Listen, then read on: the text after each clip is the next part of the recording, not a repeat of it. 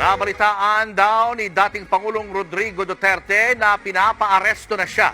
Ayon yan kay dating presidential spokesperson Harry Roque. Pinabubuwag na rin daw ang Task Force Davao. Pero itinanggi ito ng AFP.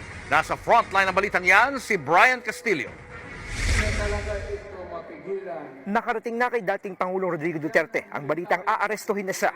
Mismong si Duterte ang nagbalita niyan sa kanyang dating spokesperson na si Attorney Harry Roque.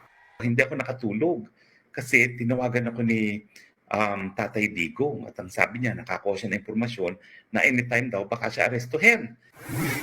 Hindi malinaw kung para sa anong kaso kaya aarestuhin naman si Digong. Nagtanong-tanong daw si Roque. Hindi dinetalye ni Roque kung sino ang nagpapabuwag at kung sino ang kanyang source. Pero ang sigurado raw, laman na rin ito ng mga usapan ng mga taga-Task Force Davao.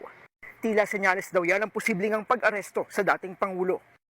Alam nila na loyal sa mga Duterte itong Task Force Davao, so parang nagkaroon nga ng, yan po ugo-ugo ngayon na bubugin daw ang Task Force Davao. April 2003 nang buuin ng Task Force Davao sa ilalim ni Noy Davao City Mayor Digong. 700 sundalo ang kasapi niyan na layong protektahan ng lungsod laban sa terorismo. Bukod dyan, ayon kay Roque, nagpunta raw sa Davao si AFP Chief Romeo Brownell Jr. nitong Sabado. Hindi raw malinaw para ito saan. Alam nila na loyal sa mga Duterte itong Task Force Davao, so parang nagkaroon nga ng, yan po ugo-ugo ngayon na bubugin daw ang Task Force Davao. Agad namang pinasinungalingan ng Armed Forces of the Philippines ang mga alegasyon ni Roque. There's no such issuance of any directive for the disbanding of the Task Force Davao. Pati ang AFP Eastern Mindanao Command itinangging bubuwagin ng Task Force Davao. Sa kabila niyan, kinumpirma ng AFP na nagpuntang ang Davao si Browno nitong weekend. Pero wala raw itong kinalaman sa sinasabing pagbuwag ng Task Force Davao.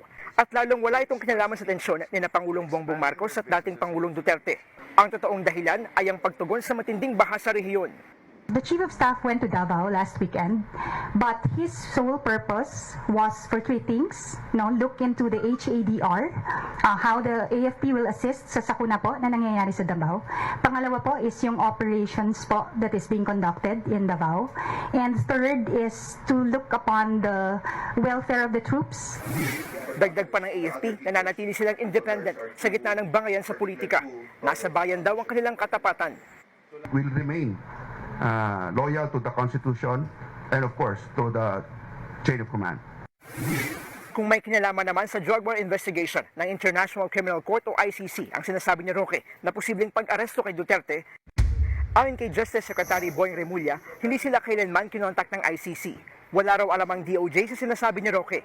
Nagbabalita mula sa frontline. Brian Castillo, News 5.